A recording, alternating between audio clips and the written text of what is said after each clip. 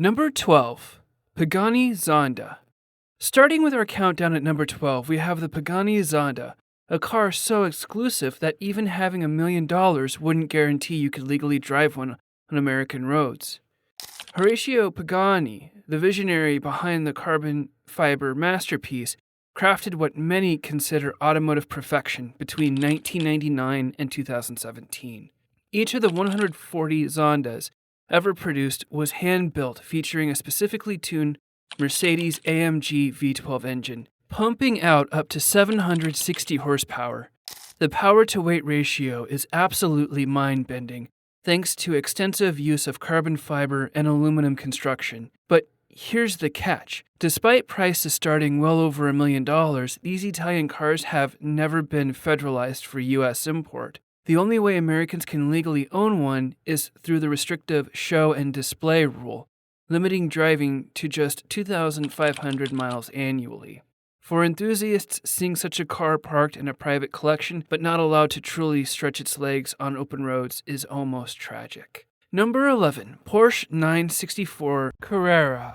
Moving to number 11, we encounter the Porsche 964 Carrera RS, a car that embodies everything enthusiasts love about the brand's philosophy of performance over comfort. Starting in 1991, Porsche created this car that was all about optimizing the power-to-weight ratio for pure driving euphoria.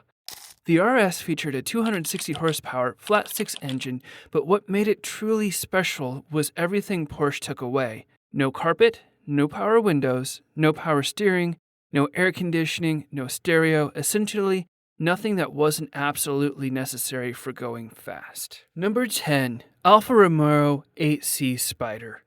At number 10, we have one of the most bizarre regulatory stories in automotive history, the Alfa Romeo 8C Spider.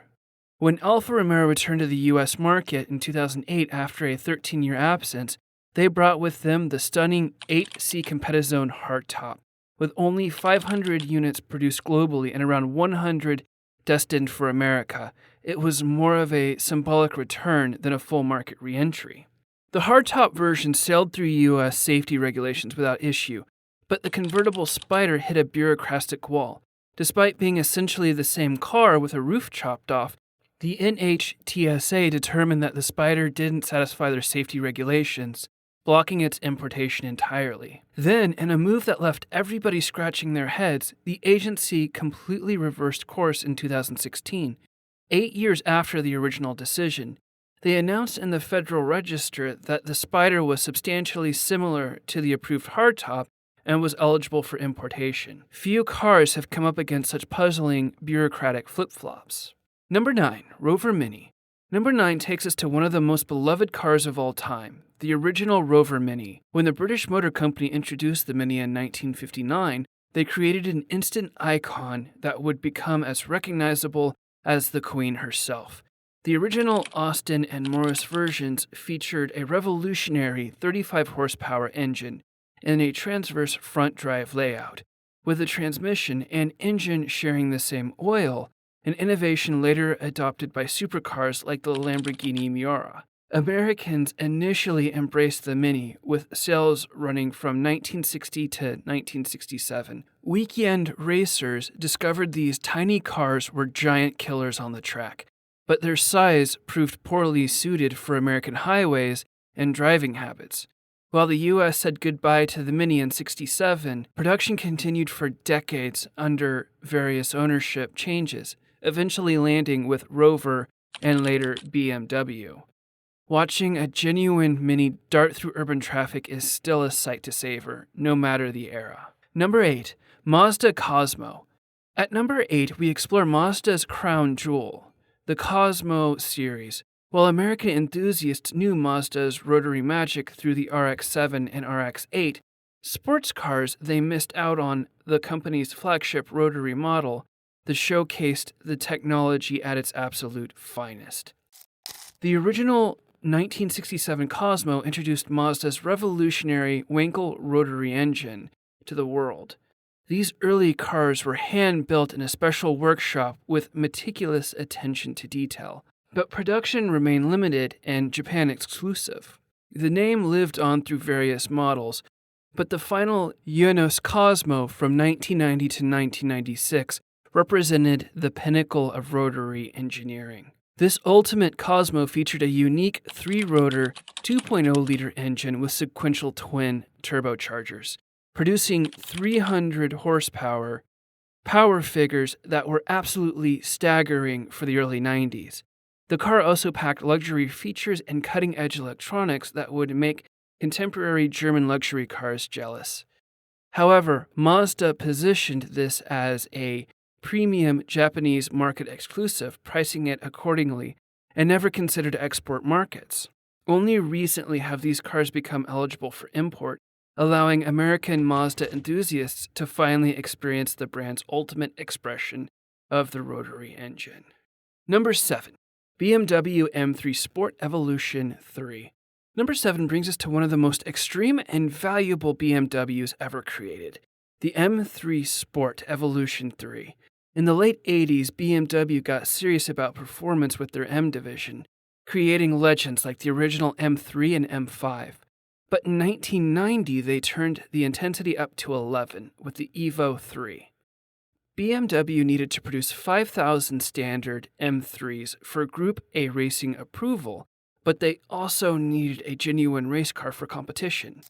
The Evo 3 was their answer, sharing only the hood with regular M3s, while featuring completely unique bodywork design for maximum aerodynamic efficiency. Under that aggressive skin lived a larger 2.5-liter engine with performance enhancements including hotter camshafts, larger valves, and free-flowing exhaust systems. The package was completed with electronically controlled suspension, 18-inch wheels, and adjustable aerodynamic elements including a massive rear spoiler. Only 600 examples were ever produced, and not a single one was exported to the United States because this was built purely for racing approvals, and export variants weren't even a consideration. Number 6. Fiat 126P. At number 6, we have a completely different type of forbidden car. The Fiat 126P. This tiny car tells a different story, a story where political barriers were just as effective as safety regulations in keeping cars away from American shores. Fiat's global expansion strategy included licensing their designs to be manufactured in various countries, including several Warsaw Pact nations.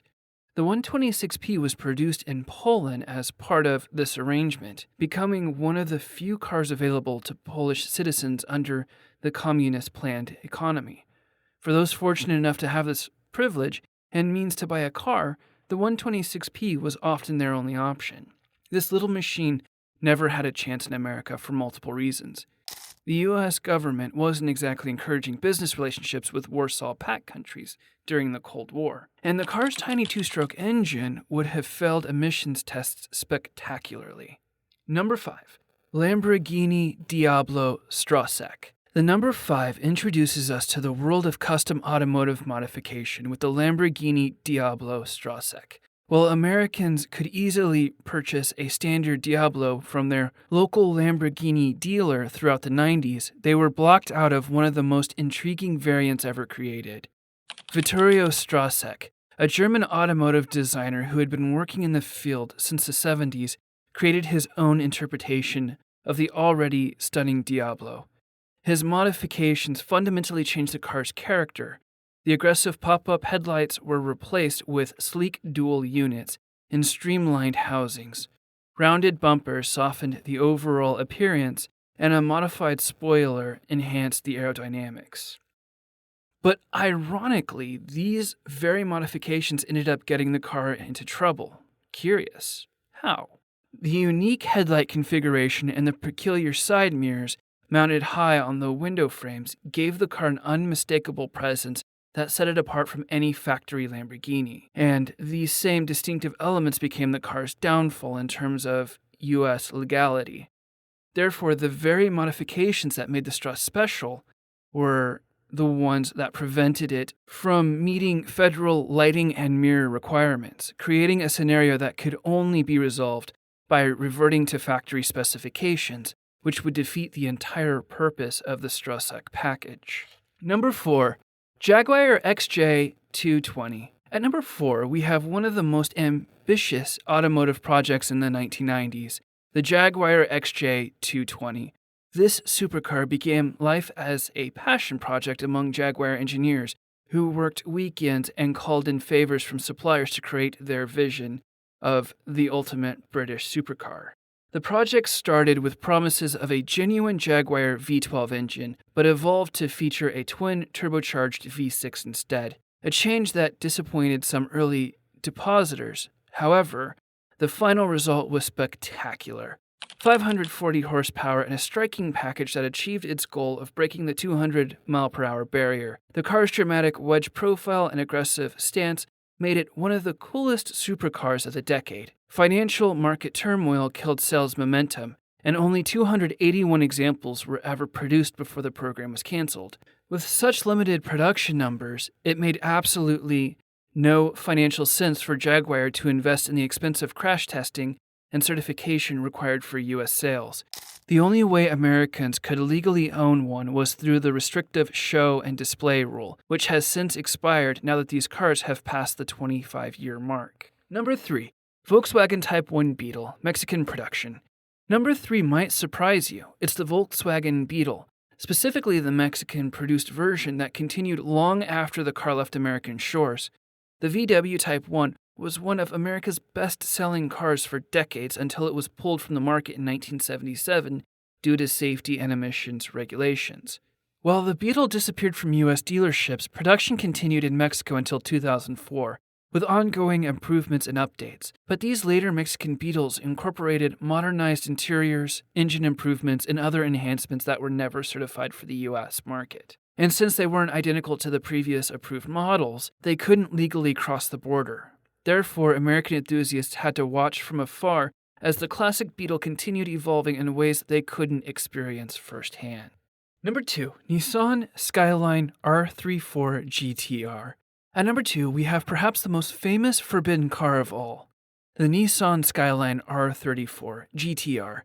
The Skyline nameplate dates back to the late 1950s, originally as a luxury model that borrowed styling cues from American designs. The performance-oriented GT-R variant didn't arrive until 1969, but quickly evolved into something of a legend that somehow never officially crossed the Pacific with left-hand drive. But how did a car that was never sold in America become such an icon here? The R34 Skyline, produced from 1999 to 2002, achieved unprecedented popularity through its starring roles in the Gran Turismo video game series and Fast and Furious movie franchise. American enthusiasts fell in love with a car they couldn't legally own, creating massive pent-up demand that persisted for decades. But the reality that no Skyline GT-R was ever manufactured with left-hand drive, making them uniquely challenging to drive in American traffic. And the 25-year import rule meant enthusiasts had to wait until 2024 for the most desirable R34 models to become legal. Therefore, when that window finally opened, these cars commanded premium prices that reflected decades of suppressed American demand. Arguably, no modern performance car built such a massive stateside following without ever being sold here. Number 1. Porsche 959. Taking the top spot is the Porsche 959, the most technologically advanced supercar of the 1980s. Created for the Group B racing series, the 959 represented Porsche's full embrace of the digital age, with computers controlling the engine, turbochargers, suspension, and traction control systems. The 959's advanced componentry and exotic lightweight materials made it extraordinarily expensive, limiting ownership to those with substantial wealth and only if they were European. News of this incredible machine circulated globally, attracting the attention of wealthy Americans like Microsoft founder Bill Gates, who desperately wanted to import one. This car literally changed American import laws. Wonder how? Well, Porsche had no interest in spending the enormous expense required to crash test 120 vehicles for U.S. certification, when they expected to sell only a handful of cars. But determined enthusiasts refused to accept defeat and worked tirelessly to find alternative solutions. And their efforts resulted in the creation of an entirely new category of import law, the show and display rule. Therefore, this single car's exclusion from America led to legal changes that would benefit countless automotive enthusiasts for generations to come. So which of these banned beauties would you most want to see cruising American highways? Let us know in the comments below. Like this ride through forbidden cars? Don't just park here, hit subscribe, and take the fast lane to more insane car stories. Your garage of knowledge needs it.